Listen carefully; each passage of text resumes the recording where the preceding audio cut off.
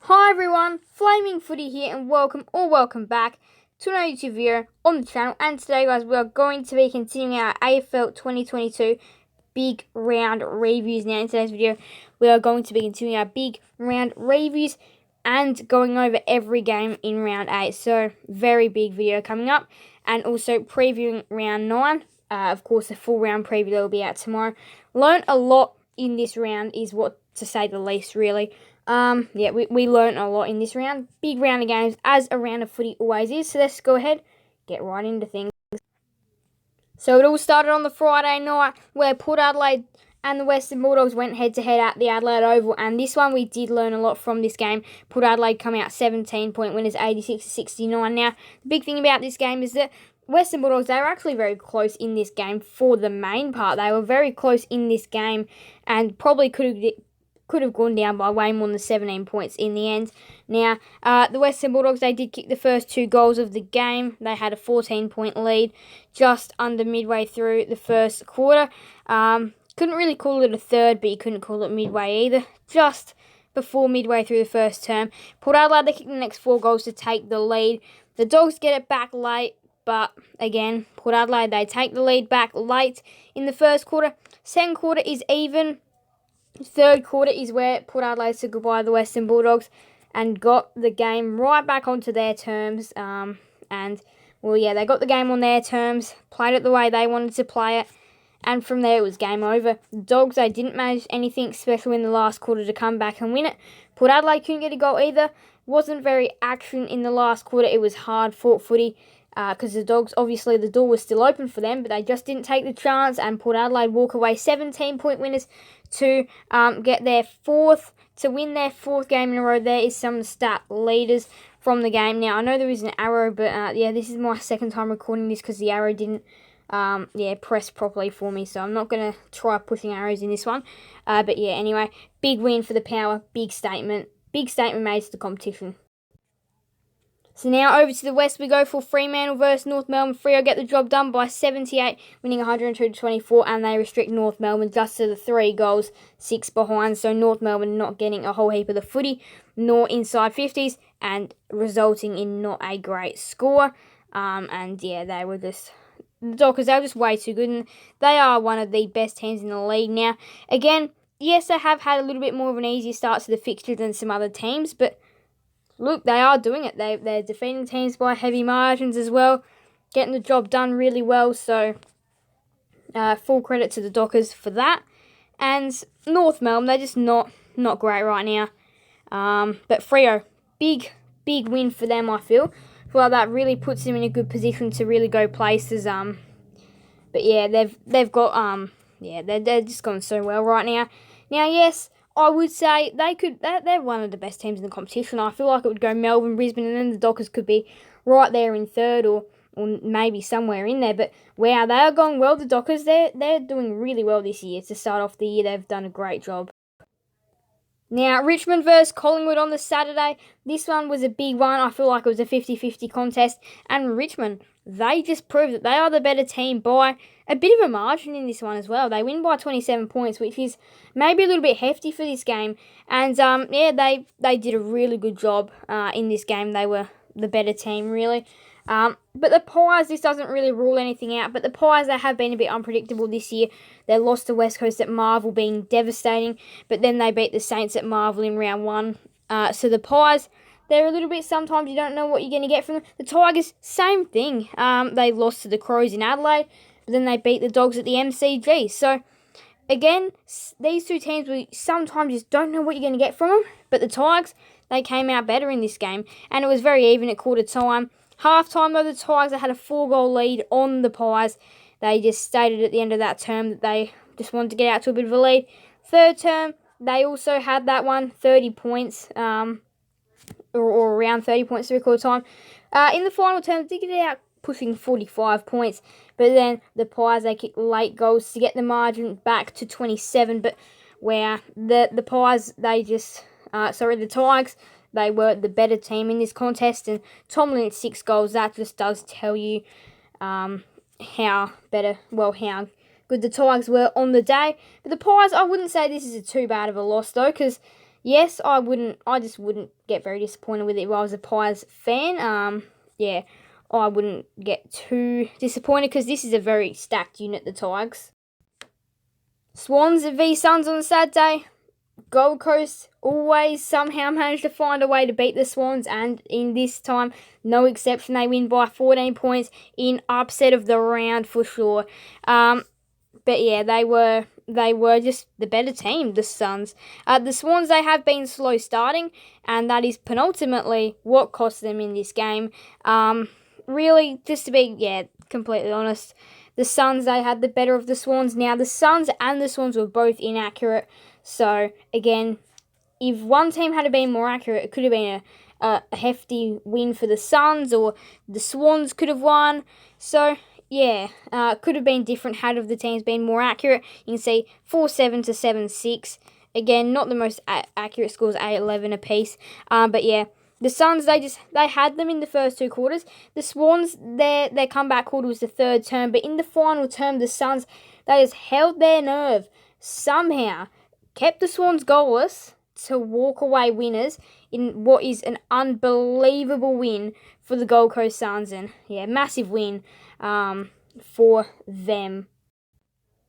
Now on to GWS versus Geelong. And Geelong beat the Giants by 53 points in really, well, you can't really say anything great about the Giants after this loss. It just was not great for them, for the Giants. And for the Cats, they were loving it out there. They had a pretty handy lead on the Giants at all stages in this game. It was actually quite low scoring. The Cats, they managed to get it out, though, in the second half. The first half, the Giants and the Cats, you couldn't really split them. Yes, the Cats may have been up by 20 at half-time, and it did look unlikely for the Giants to come back, but they were still in it. There was still plenty of chances in this game where they were still in the game. Could have had a red-hot crack, 2 goals, and they could have taken the lead, but again, the Cats, they are a very good unit. The Giants, they're not going great right now, and the second half does tell the story. They got 1 goal, 6 in the second half, compared to the Cats, who got they basically doubled their score. They more than doubled it. But yeah, they were just the better team, the Cats, and it's a quality list down there at Geelong. So now is Essendon versus Hawthorn. Essendon 16 to 108 defeat the Hawks 11-15-81 in a come from behind win. They win by 27. Now, quickly rewind to last year, and the Hawks, they came down from 40 points down to win the game by a point. So in these games, the team that is behind always wins. So something to think about in the future. For the past 2 years, that's been how it's gone. So yeah, interesting. But the Bombers, this is a real season moment here for them. This is important. If they could turn around their season right here. Now again, can they push for the 8? Not sure about that just yet, but this is a big turnaround their season, and they were minus players as well due to sickness as well. So to do this, mind blowing, and it was all a last quarter effort. They go from 8 goals to 16 goals. They double their amount of goals in the final term. So the Bombers, they were disappointing early. In the third term, it got out to about a 30 or so point lead for the Hawks. The Bombers, they managed to bring it back. They were still 15 points down or something like that at the final change. But in the last term, they just come out blitzing, and the Hawks do nothing. They kick a goal and 2 behinds. That's all they can do in the final term. And Essendon walk away big winners in the end. And this is a big moment for them in their season, I feel. Really important win for them. And wow, they won very well, did the Bombers. And big win for them against a team that's actually been travelling pretty well this year. But again, the Hawks, they have also been unpredictable. But yeah, the Bombers, big win for them.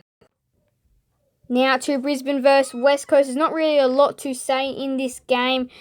Brisbane, they are just a great list and a great team in the competition right now. And they win by 75 over a West Coast team that's not going great. West Coast, not really a lot to say about them. They're not great right now. they're just not great.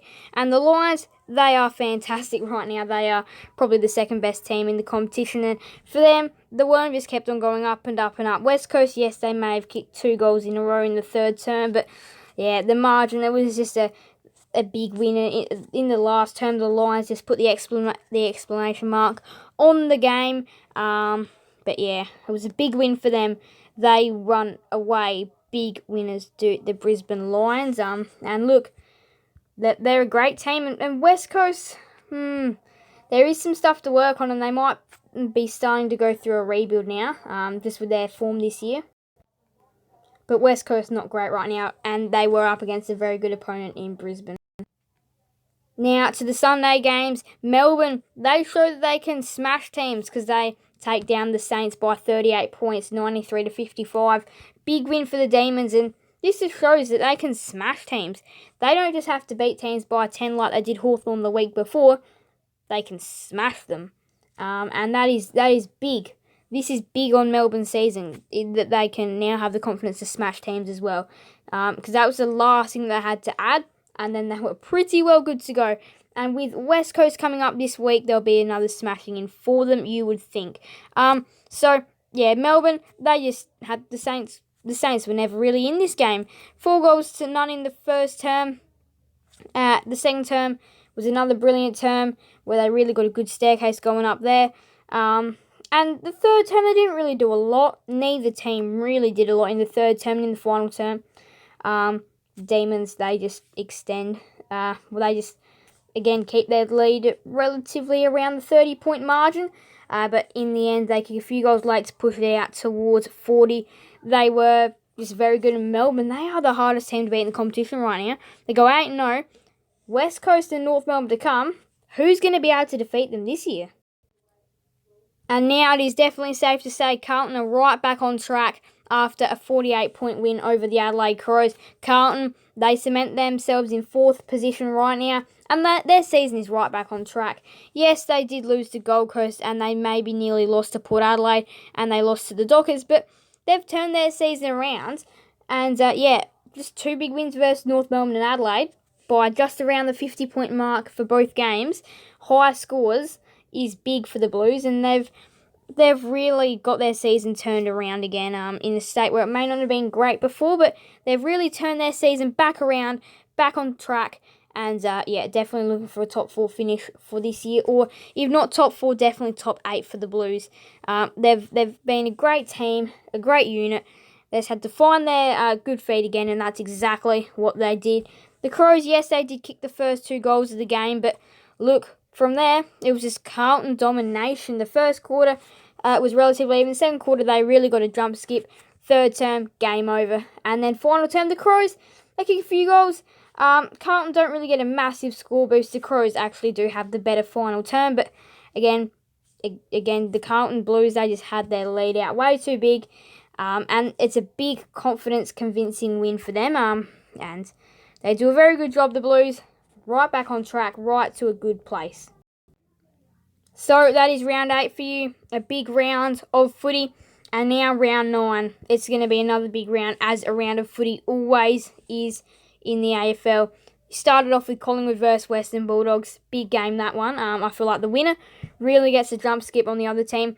Hawthorn Richmond as well. May not seem big, but yeah, for the Hawks, it's going to be a massive game for them. They'll need to win it, but the Tigers, they're going very well at the moment. North Melbourne versus Port Adelaide. Can North Melbourne turn their season around? Probably not. And can Port Adelaide take their winning streak to 5? St Kilda versus Geelong. The winner, they've got a big treat for them. The winner really starts knocking on the top 4. Sydney versus Essendon. Sydney, they need a redemption game. Could the Bombers be the one? Crows versus Lions. The Lions, they just want to continue their great year. Or can the Crows turn it around? Gold Coast versus the Dockers. Will Gold Coast continue their streak of upsets, or will the Dockers end the party there for them and continue their great year? Giants versus Carlton. May not seem big, but can just be equally as big for both teams. I actually do feel that way. But yeah, Carlton, especially for them, big game. West Coast versus Melbourne. How big will Melbourne win? That is definitely what is on. That's what we're looking at for round 9. Now the ladder. That's the last thing that we need to go ahead and check. And, well, you can see there that Carlton are a game clear in the top 4. But the winner of Geelong and St Kilda will come knocking on their door. And if Carlton don't win, will take their place. So there is some big things coming up this round. And, if Richmond lose versus Hawthorn, that does allow maybe if Collingwood were to win, them to sneak into the 8. Port Adelaide, what can they do? Can they win 5 games in a row? So massive games coming up this round. So round 9 preview will be out tomorrow. Exciting times in the AFL. So thank you guys all so much for watching. Make sure to leave a like and subscribe and hit that notification bell, so then you guys will never miss another video on the channel. Thank you guys all so much for watching. So bye everyone. Flaming Footy out.